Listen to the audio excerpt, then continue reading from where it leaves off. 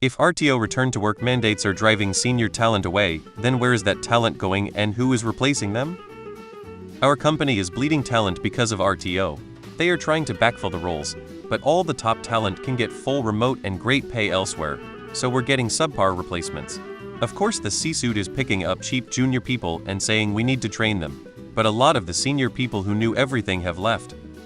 As Usterling Phonics said, the talent leaving goes to work for remote jobs, or they end up doing consulting full-time. There are many in senior leadership positions that already do consulting work on the side, and have enough of a network to do it full-time as at least a stopgap until finding a great remote role. As for who replaces them, it's typically people willing to work a hybrid or office role. I don't think it always means less talent, but if you view the total talent pool as 100 people, and 30 of them refuse to work in an office, your hiring pool is now 70.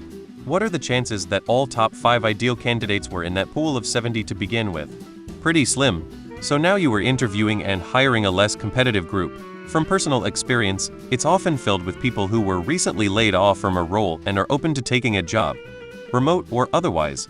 Again, this does not mean they are inherently bad hires, but companies enforcing RTO are definitely exposing their hiring teams to having to deal with a more diluted talent pool.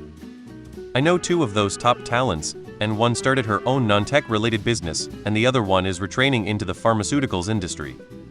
Top talent is getting poached from less flexible competitors with a combo of money and not caring about people working 100 remotely. I went freelance. Now I work 12 the hours for more money net. Everyone has a price. Sometimes they are simply moving to another company that is also pushing RTO, but offering a significantly higher pay to compensate for it. They are going to place where remote work is still a thing, and they are being replaced with offshore contractors.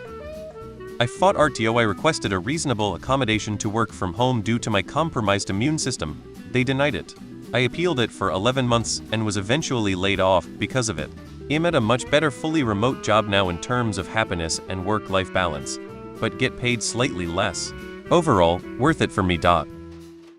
Senior talent usually has options, and because they have a larger salary, can often afford to take a pay cut. They can go to a smaller startup, might get paid less, but 15, 20k or even 50k less could easily be worth it to WFH for some folks.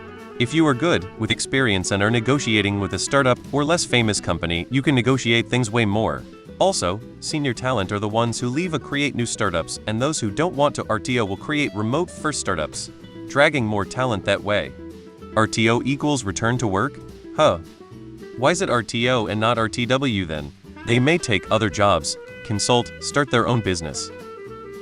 So do we want boomers to retire or not? Odds are they aren't being replaced.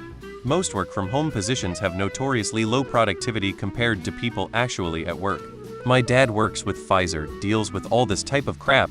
I could probably ask him for the actual statistics if anyone cares. 1 day a week is great for both productivity and employee morale. 5 days a week tanks productivity. People will quickly mob to hate on you for saying this.